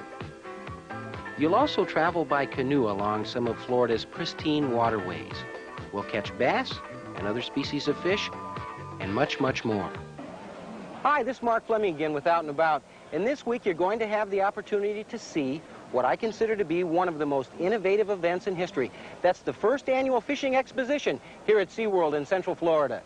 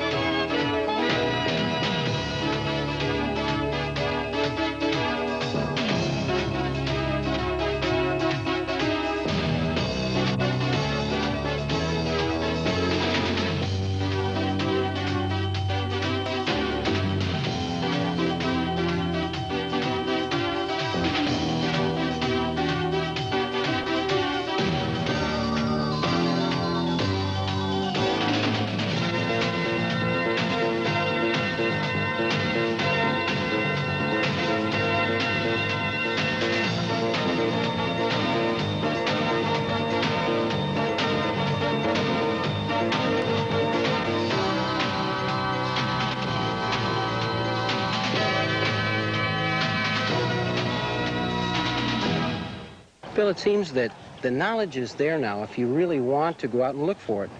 Things like this really help, but it seems that on a tournament trail now you don't see the same names because the local guys now have the knowledge. Is the secret now execution? Well, you know, I don't think there's any shortcuts. The key is experience. The more you do of any one particular thing, the better you become at it. Let's say a Florida bass doesn't know he's a Florida bass, nor does a Tennessee bass know he's a Tennessee bass. Fish behavior is governed primarily by, say, temperature, as much as any one single thing. Fishermen today are a lot more educated than they were, say, 10 years ago, or even 5 years ago. And a lot of what, say, a shallow water fisherman in Florida has learned, he can apply that technique and method in lakes as far away as Minnesota or even into southern Canada. A deep water fisherman can apply his methods, you know, into other sections of the country. I think the key is versatility. The better you are as far as being able to adjust, summer, fall, winter, spring, cold water, hot water, muddy water, clear water, shallow water, deep water, the versatile fisherman is the fisherman that's most successful. Perhaps the most unique part of this kind of demonstration is the fact that not only do the fishermen show the people how to cast, they also show people how to find the fish, which is the most difficult part of fishing. Tommy Martin, Bill Dance, and the others also fielded questions from the audience. Tommy, why is this thing so unique? Well, yeah, this is a great event. You know, more and more people are getting involved in bass fishing and wanting to learn how to become better fishermen. And naturally, that's part of our job, is educating the people. We've been fortunate enough to spend a great deal of time in the outdoors on different lakes and waterways, and naturally, we've learned a lot about bass and how to catch bass. But we're not experts yet either. We're still learning. But we are able to teach people to become better bass fishermen, and this is a great event. It's a great opportunity for the people to come out and learn. And we'll be back with more of the first annual SeaWorld Fishing Expo after this. And now, SeaWorld of Florida and Out and About present Sea Lions of the Silver Screen.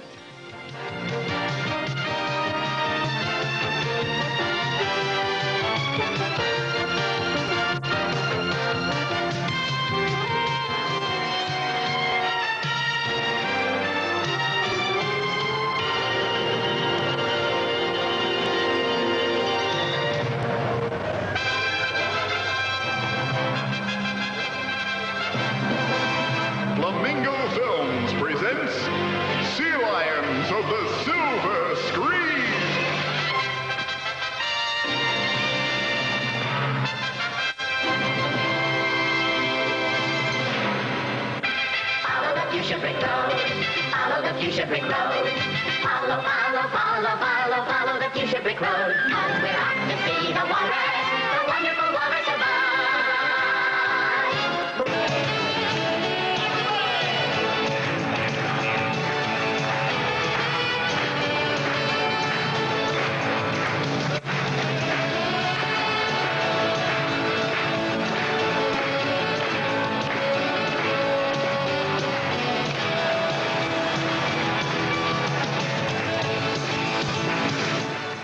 Hank used to be that years ago the only thing a bass fisherman could do was go out and watch you guys win money. But now we've got an event finally where they can get out and learn something, can't they? Well, I guarantee you, you know, if they would have had these seminars back when I was 15 or 16 years old, I'd have sure got a jump on Tommy and Bill and some of these other guys. Isn't that the truth, too? You know, very informative. Also, when you think about it, there's actually a chance to have some interchange, isn't there? Because there's questions and there's answers. That's right. You know, you give a seminar, and it sparks a lot of interest and a lot of thoughts that the fishermen have had on the water, and they can actually ask you the question that you know, came to mind when they were out on the water. So it is an opportunity for somebody to really pick up and learn. Next year, I think it'll be bigger and better than ever. I guarantee you. It always, you know, the first year you start to grow, and then it snowballs. It gets bigger. You can bring the whole family out to a place like this, have a great time. Plus, we have 5 seminars a day. I mean, we're talking about everything from worm fishing to topwater baits and tackling. And it's all educational. And I think it's just a great thing to have somebody as big as SeaWorld get behind something like this. And it's going to be great in the future, too, because this was the first of many years. Ahoy there, mateys! Everybody loves to play pirates. They want to be a plunderer. Everybody loves to sail around the 7 seas, searching for treasure, living us to play pirates. Ho, ho, ho. We're pirates, don't you know? Hey, hey, hey. But the pirates of today, there's treasure to be found. We'll follow the path with ease. Come on, we're going. We'll do our yo-hoing with a pair on a pair of water skis. Come on along and play pirates. Join up and be a plunderer. Come on along with us and sail around the seven seas like Carol Flynn on water skis. Come on and play, throw your cares away. Come along and meet the ski pirates. Over the years, you've probably devoted more of your time toward teaching youngsters how to bass fish. That's got to be gratifying, doesn't it? Well, you know, surprisingly, I guess it's because I can relate so well back when that's where I started learning was as a kid, and the enthusiasm of a kid and the positive attitude of a kid, unfortunately, is much greater than most adults. We tend to get caught up in the world's events and lose our attitudes. But a kid is, you know, again, it's, nowadays I see such a different kid than what I used to be fishing. When I used to fish, if I caught a 5-pound bass, I'd drag him around the neighborhood for 3 days until he didn't have any scales left on him. And nowadays the kids are much more knowledgeable, and all the way to the point that now I had a kid call me the other day on the telephone and caught the biggest fish of his life. And the thing that amazed me was after he finished the story, he said, "I released the fish." Which, like I said, I wouldn't even consider that, you know, back when I was a kid. So everybody nowadays, kids all the way up, are learning more about fishing and seem to take it much more serious. I think it's a natural outlet. Mankind has got himself now in a situation where we spend all our time in little boxes inside houses and in offices, and we still have a connection to the outdoors, and we vent that connection many times through going fishing or going, you know, doing other things. Ricky has said before, I spend my time chasing these little green creatures, but he also does his part to make sure that they're released so there are little green creatures for us. In the early days of bass fishing, there were no events such as this where a bass fisherman could come to learn from the pros. In fact, in the early days, the pros were still learning themselves. But we know that this will be a trend that is going to continue, and one that we really like. And we'll be back with the Alaskan Indian Olympics after this. This is not Los Angeles, but these are the Summer Olympic Games. The Olympic flame flickers, but from a lamp of seal oil. The contestants are native Alaskans. This is the World Eskimo Indian Olympics, held every year in the main gym on the Fairbanks campus of the University of Alaska. It's often said that the famous blanket toss was used to look for whales or seals. In fact, however, this was how villages celebrated any successful marine harvest.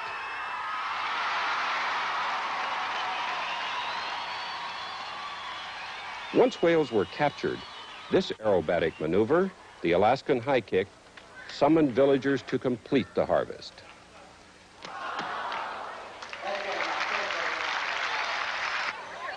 This is muktuk, 1 cubic inch of whale skin and blubber. The first empty mouth is the winner. Walking a greased pole would have sharpened the balance and agility needed to go from ice floe to boat and back again.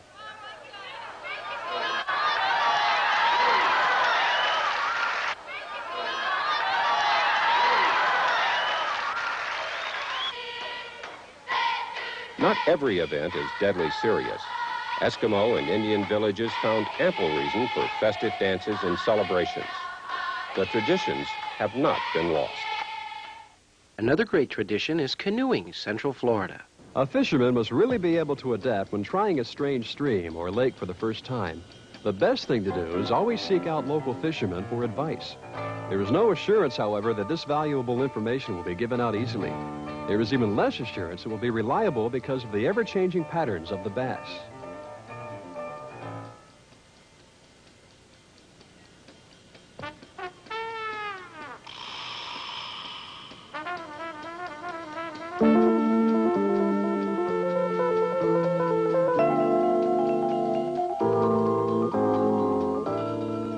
Your canoe is now one of your greatest assets in these quarters. It can silently slide into seldom visited corners, providing that much-needed mobility to seek out the cagey bass whose location is bizarrely unpredictable. No one can truly anticipate the actions of the shifty bass, map his slippery activity, or understand his inconsistencies. This makes him a prime target for fishing experts and beginners alike. Each day, more and more fishermen are trying to figure out the patterns of the bass, who is not always where the angler thinks he ought to be. Basically, the bass is not a chaser and will strike his prey from ambush. Primarily a near bottom resident, the bass will sometimes travel above the tops of submerged grasses or just under floating lily pads. Not easy to trick with artificial lures, the bass will reject any that aren't just right, and the hook has to be set perfectly. Even so, the bass may suck in the lure, taste it, and then blow it back again before the fisherman can react.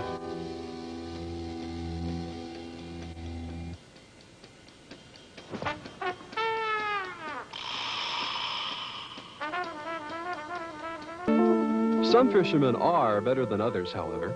They don't have any real secrets, though. They just know all the tricks, and when one doesn't work, they change to another. A method that worked yesterday to catch bass might not work today under identical conditions. And the good fisherman will always try a new approach once he sees this.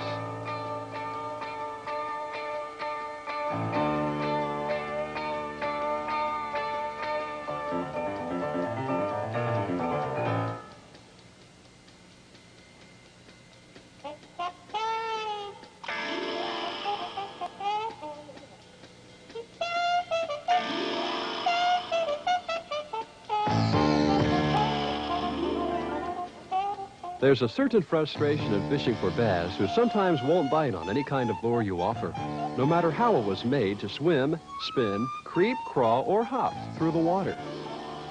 Several types of lures should be included on a trip like this, primarily a shallow runner, surface popper, a spinner spoon, and several differently colored rubber worms.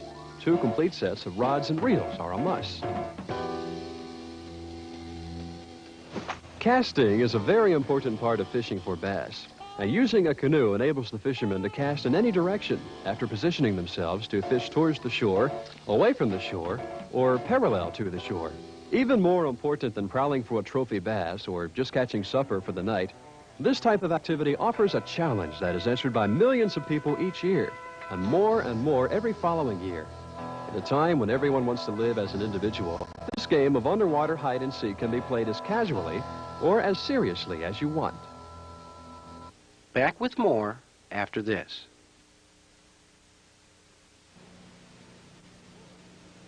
Look, and you may spot an egret under the bushes along the bank and turning his neck down to drink water from the stream.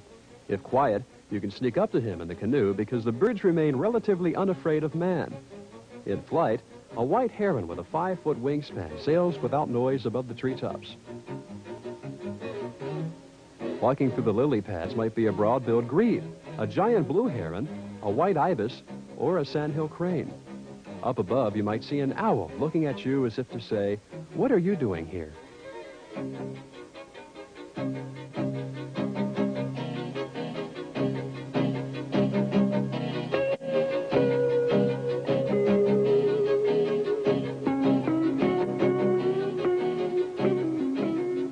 All along the waterway are the many diverse forms of wildlife, not yet chased by man, even further into the wilderness, which is becoming more rare.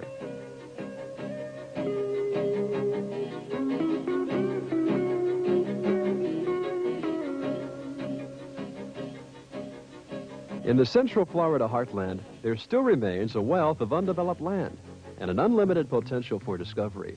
While urban cities continue to be choked by air pollution and smothered in water pollution, virgin areas like this represent the modern concept of development.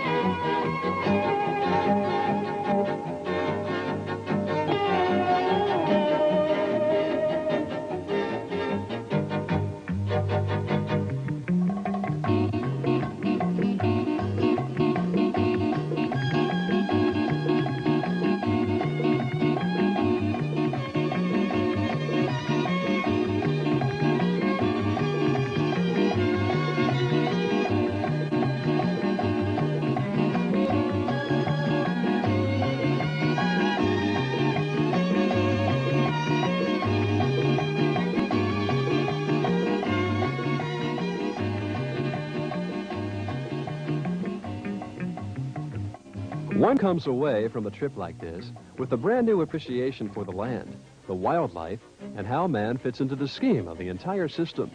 On his own, modern man can become more aware of how everything fits together, like a giant living puzzle. Man must always keep in mind, however, that this puzzle is also constantly changing. As life evolves, the roles change. Nothing is really like it was the day before, although some areas of wilderness appear to be frozen in time. Most people cannot make ecology their main project in life, but everyone can and should enjoy what wilderness is left. Perhaps the most important thing you can do is to simply leave the land the way you found it. In this way, the next guy will be able to savor the same experiences you had. And if you're lucky, unmarred areas similar to this may be found only an hour or so from home. It remains for all who can understand the simple, uncomplicated life, or for those who wish they could. The serenity of unspoiled nature can be like the recharging of a battery for most people. Instead of having your work, money problems, or other pressures to depress you, a few days in the wilderness will pick up your spirits and renew an optimistic look at life. The age-old conflict between man and bass will be repeated millions of times more, each similar and yet each a totally new confrontation.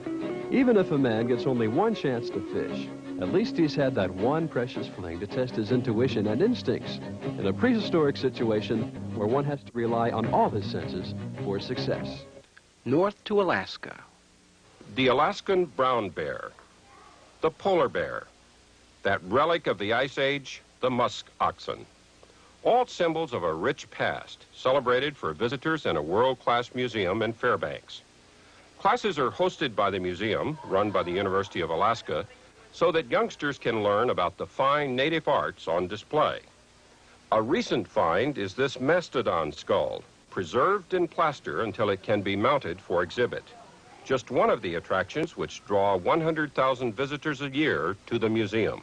One of the common notions that many people have about Alaska, that it's a land of snow and ice 365 days a year, but when they come into the interior of Alaska during the summertime, they're surprised to find the mild continental climate that we have, and they're especially surprised to find the high-quality museum that we have here at the university.